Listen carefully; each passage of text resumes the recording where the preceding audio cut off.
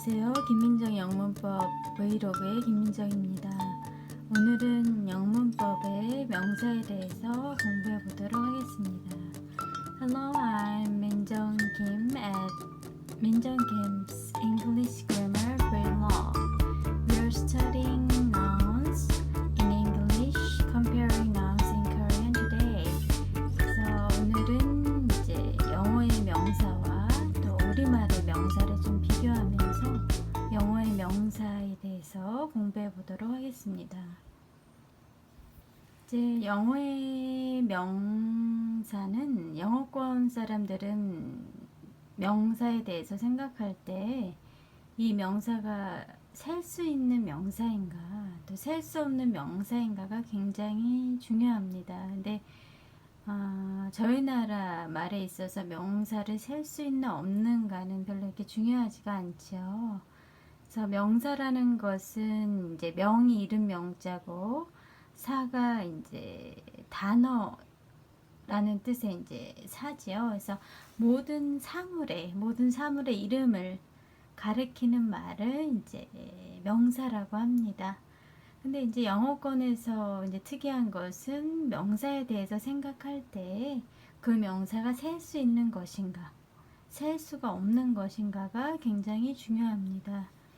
근데 저희 나라는 그렇지가 않지요. 그래서 왜 이렇게 명사에 대해서 이제 다를까? 근데 영어학자들이 이제 연구한 결과 나라마다 이제 숫자 감각이 너무 다르기 때문에 이제 그렇다고 이제 연구 결과가 나왔습니다.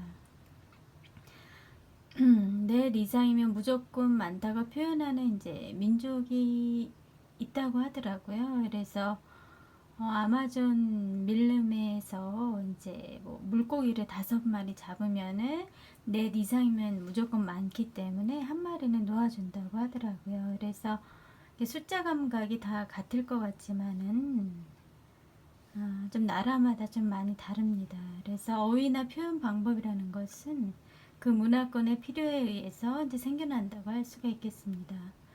우리는 너무 꼼꼼하게 따지는 것을 이제 싫어하죠. 그래서 숫자 감각이 넉넉한 편인 반면 이제 영어권 사람들은 굉장히 공격적입니다. aggressive해요. 그래서 숫자에 대해서도 그냥 이렇게 대충대충 넘어가는 것이 아니고 굉장히 꼼꼼하다고 할 수 있겠습니다. 그래서 지난번에 말씀드렸듯이 저희 나라 문화는 농경 문화고 또 모내기를 한 다음에 계속 기다려야 되기 때문에 굉장히 스테릭합니다. 그래서 아주 정적이기 때문에 좀 이렇게 너무 이렇게 꼼꼼하게 따지는 것을 싫어하고 숫자 감각이 아주 넉넉합니다. 근데 영어권 사람들은 굉장히 어그레시브합니다. 그래서 굉장히 공격적이기 때문에 숫자를 세는 것에 있어서 또 숫자에 대해서 이렇게 이제 헤아리는 것이 굉장히 꼼꼼합니다. 그래서 우리랑은 좀 달라요. 그죠? 숫자에 대해서 다 똑같이 생각하겠지. 코리안이나 뭐 잉글리시맨이나 뭐 프렌치나 뭐 스페니시나 다 똑같이 생각하겠지 하지만은 좀 다릅니다. 그래서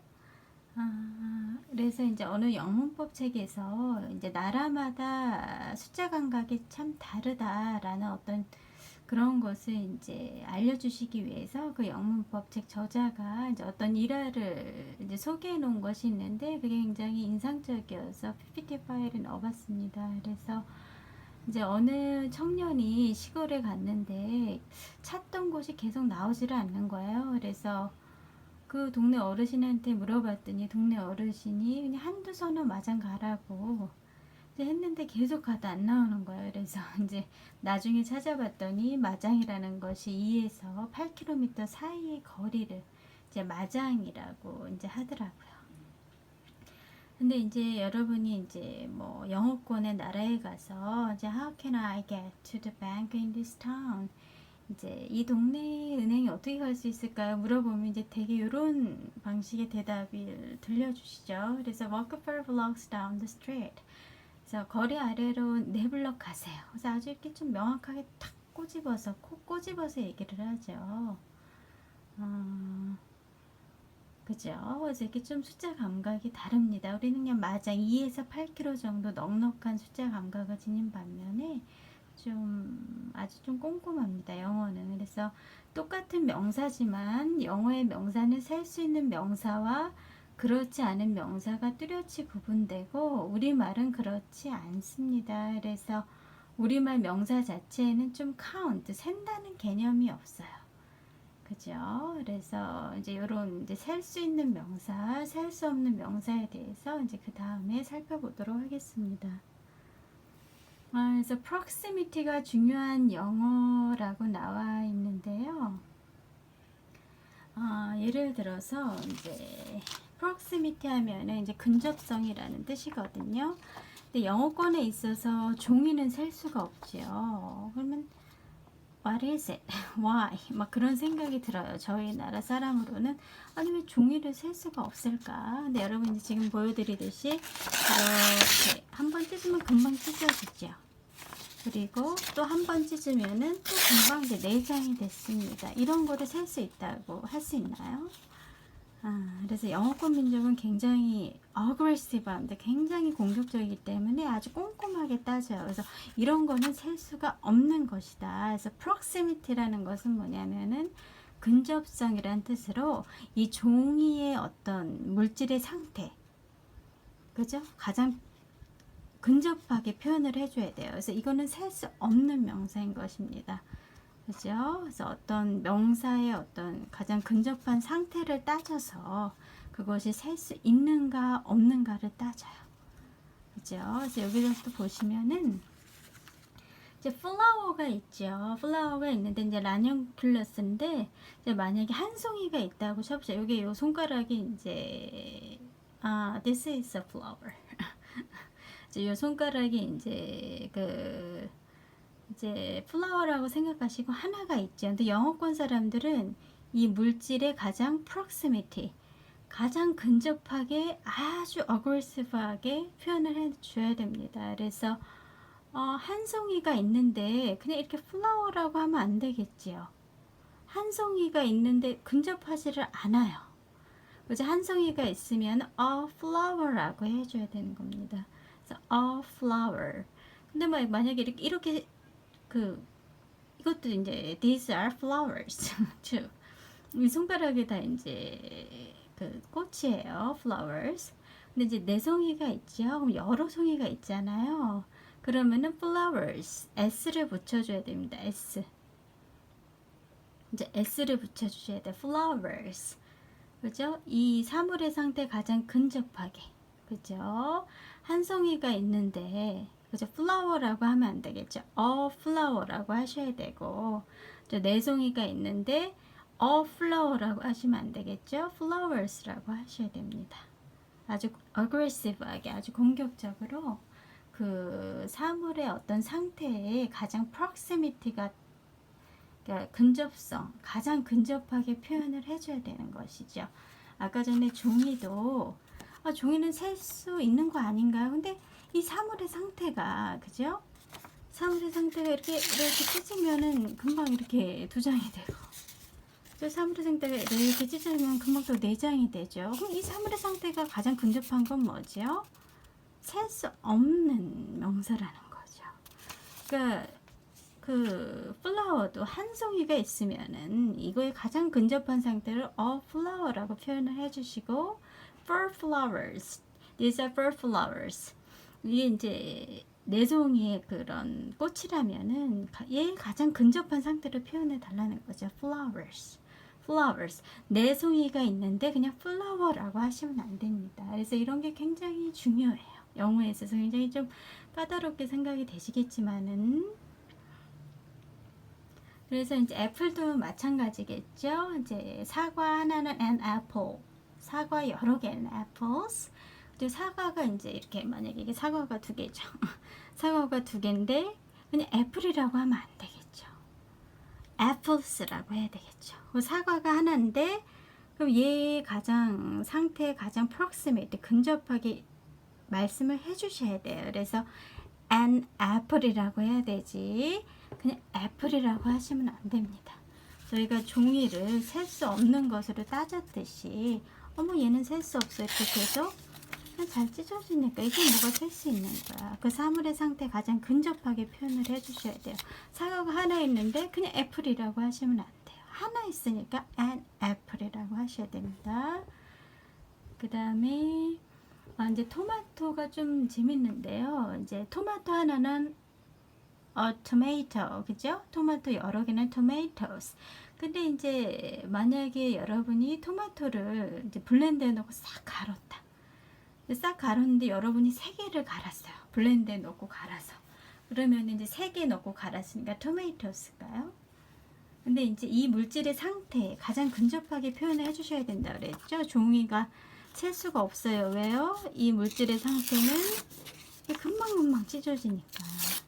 그죠? 그러니까 토마토를 간 상태에 있어서는 얘는 이제 셀 수 없게 됐어요. 아무리 3개를 내가 갈았어도 이미 상태가 이제 셀 수 없게 돼버렸기 때문에 그때는 그냥 토마토라고 하시면 돼요. 그죠?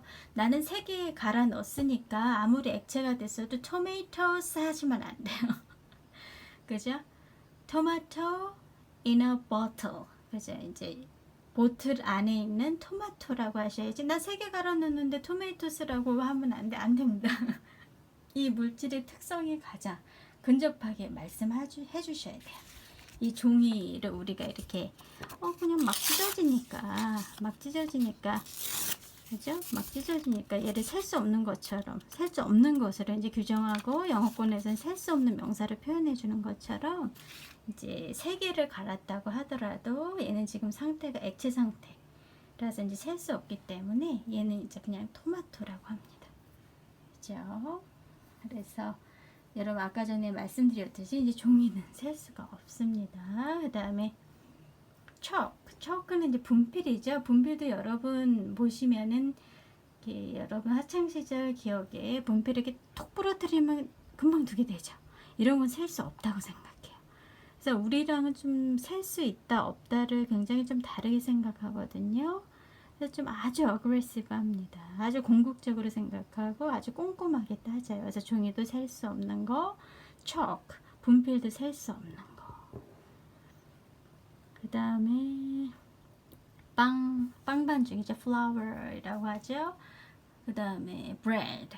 얘도 셀 수 없다고 생각해. 왜? 빵 반죽을 여러분 상상해 보시면은 이렇게 금방 이렇게 딱 갈릴 수 있죠. 빵도 이렇게 딱 해서 이렇게 갈릴 수 있고. 그 물질의 어떤 상태에 가장 근접하게 표현을 해줘야 되기 때문에 빵이나 빵 반죽 같은 거 이런 거는 셀 수 없다고 생각을 합니다. 그래서 토익 문제라든지 수능 문제에 어떤 영문법 문제 좀 흔히 나오거든요. 그래서 꼭 기억을 해주시기를 바랍니다.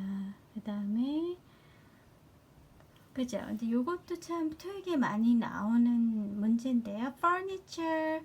What is furniture in Korean? 그죠? 가구라는 뜻이죠. A chair, a table, a sofa. 그래서 이제 의자나 테이블이나 소파는 셀 수 있다고 생각하는데 이제 영어권에서 가구는 셀 수 없다고 생각을 합니다.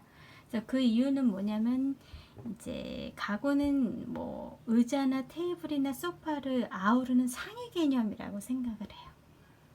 그래서 가구라는 거는 셀 수 없고 그 아래 있는 하위 개념의 애들만 셀 수 있다고 생각을 합니다. 그래서 그 토익 문제에 furniture에 꼭 s를 붙여서 나와요. 그래서 영문법적으로 좀 틀린 것을 고르세요 나오거든요.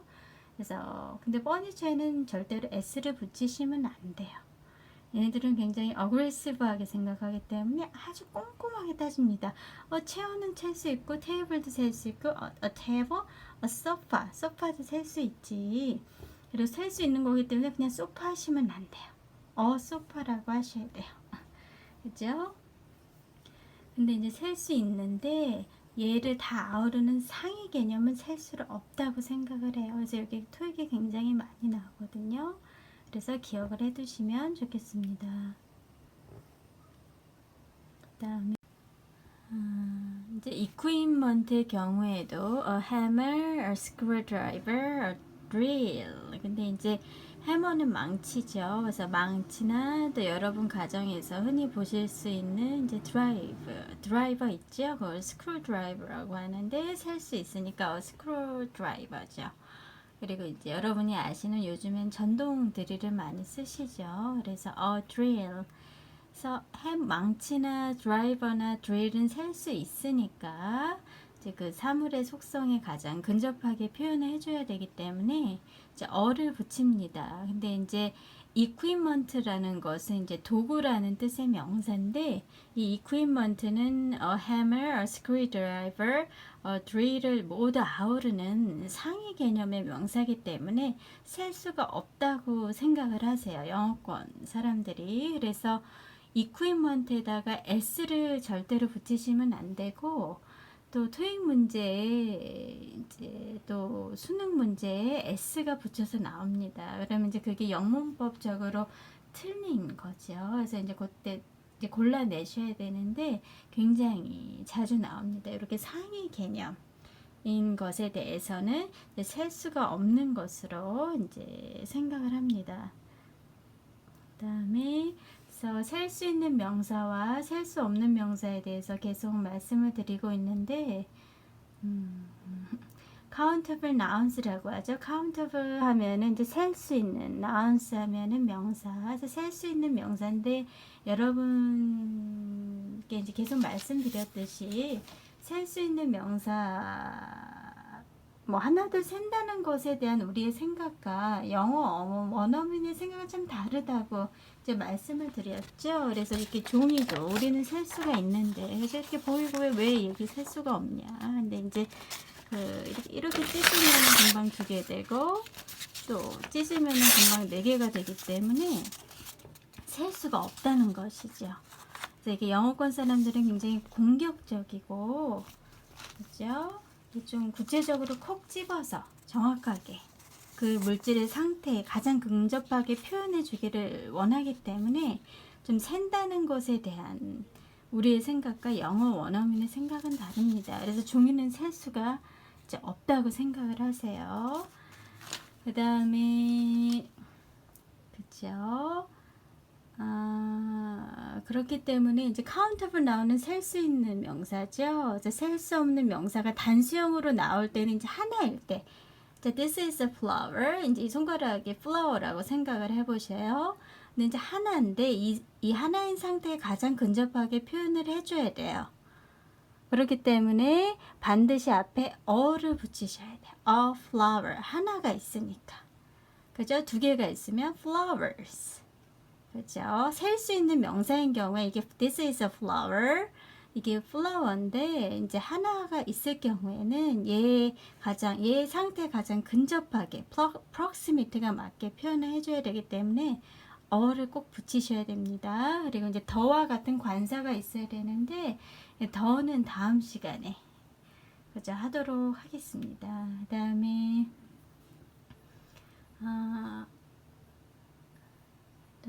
셀 수 있는 명사, 셀 수 없는 명사 이제 계속 이제 공부를 하고 있는데요. uncountable nouns라고 하죠. uncountable 하면은 이제 셀 수 없는, nouns 하면은 명사죠. 그래서 하나둘하고 셀 수 없는 명사. 이것도 영어권 사람들이 셀 수 없다는 말이죠. 그래서 situation 같은 경우는 이제 상황이라는 뜻인데 우리가 생각하기에는 situation은 셀 수가 없잖아요. 근데 영어권 사람들은 셀 수가 있다고 생각해요.